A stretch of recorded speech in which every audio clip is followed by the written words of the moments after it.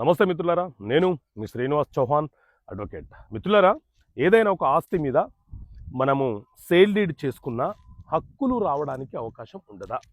అంటే sale deed ఉన్నప్పటికీ కూడా ఆ భూమి మీద మనకు హక్కులు ఉండవా? సో మిత్రులారా, ఒక వ్యక్తి, ఒక ప్రభుత్వ ఉద్యోగి ఏం చేశాడు అని అంటే, ఒక వ్యవసాయ భూమిని, ఒక 3 ఎకరాల భూమిని కొనుగోలు చేసినాడు.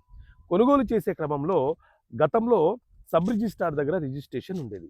కొనుగోలు చేసిన వ్యక్తి ప్లస్ ఎవరైతే అమ్మారో ఇద్దరు వెళ్ళి, ఇద్దరు విట్నెస్లతో సహా ఒక సేల్ డీడ్ ప్రోగ్రామ్ని, ఒక సేల్ డీడ్ కార్యక్రమాన్ని నిర్వహించుకున్నారు. సేల్ డీడ్ అయిపోయింది.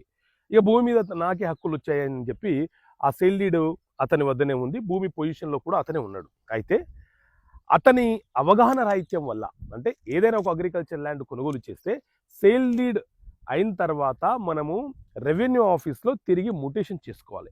మ్యూటేషన్ చేసుకుంటేనే దాని మీద మనకు పట్టా, అంటే 1B record plus mutation process complete అయిపోయిన తర్వాత పట్టాదారు పాస్బుక్ ఇష్యూ చేస్తారు.